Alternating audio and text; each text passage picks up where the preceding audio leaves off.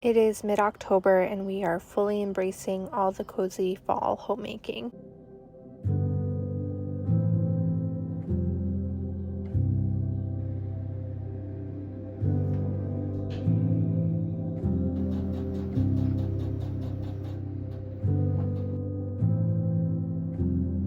Welcome back to Simple Sacred Home. My name is Paige and today I'm sharing 2 super easy ways to use up sourdough discard. If you, like me, went apple picking this year, October is when I start trying to use up the apples that we picked in September. Apple crisp is one of my all-time favorite ways to use a lot of apples and make a super easy and quick yummy fall dessert. This week, though, I found myself with a whole mason jar full of sourdough discard because I had to make a brand new sourdough starter from scratch after maintaining my previous starter for an entire year. So discard recipes are a great way to prevent waste when getting a starter up and running for the first time. Make sure to like this video and subscribe if you are interested in a whole video dedicated to creating a sourdough starter from scratch, as I plan to share a video very soon. So I decided to make a sourdough discard pie crust. I will have the entire recipe linked in the description below.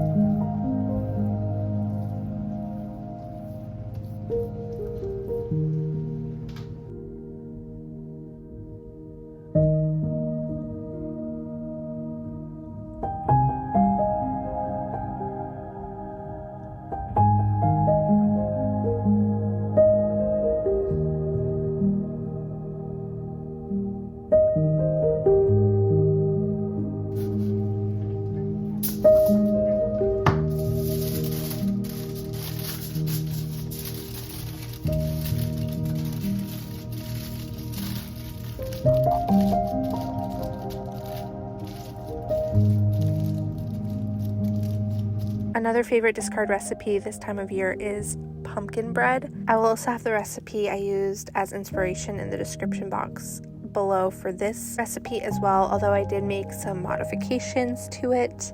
The recipe called for clove and nutmeg in addition to cinnamon, and I just used cinnamon and allspice instead.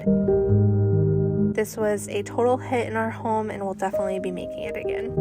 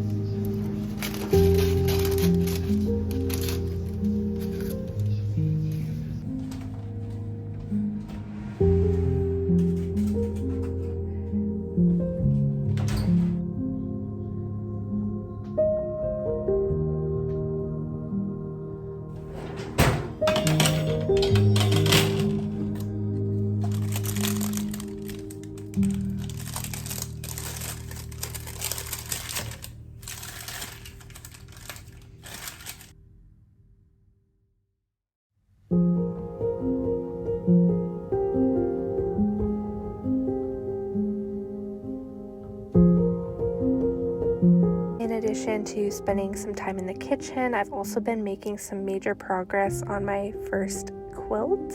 If you are new here, I am making a baby quilt for our baby arriving early next year. This is my first ever start to finish quilt, and I have no experience, so the journey has been really fun.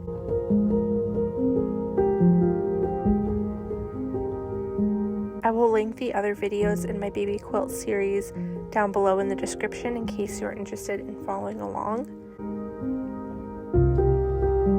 So last week we worked on sewing all of the quilt blocks, and this week we are taking those quilt blocks and figuring out the pattern and placement I want for the blocks.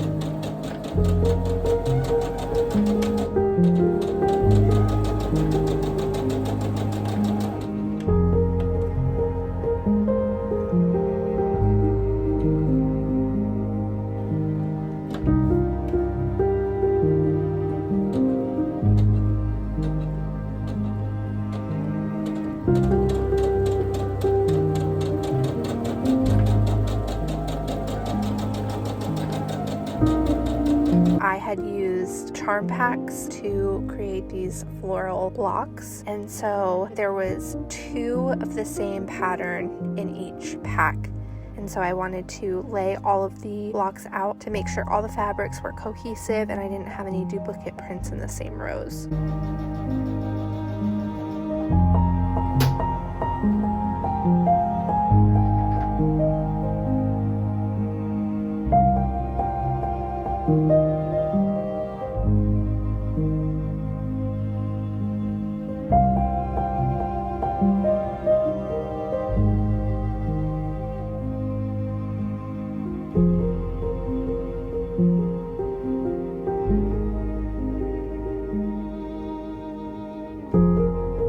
Then once I found a combination that I really liked, I began sewing each block together. I created 3 different panels and then sewed those 3 together.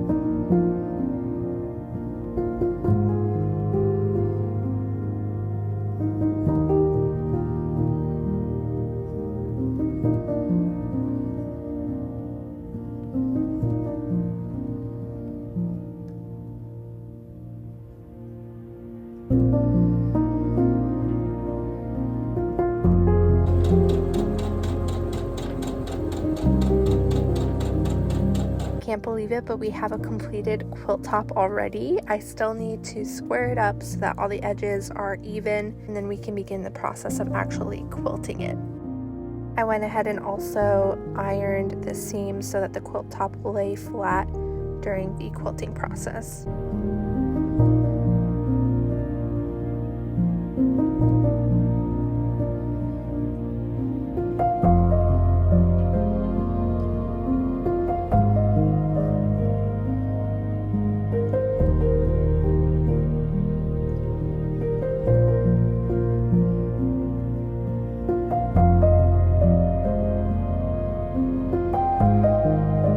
I would love to know what homemaking skills you are currently working on in the comments down below. And if you made it this far into the video, thank you so much for joining me for a cozy day of fall homemaking, and I will see you next week for another video.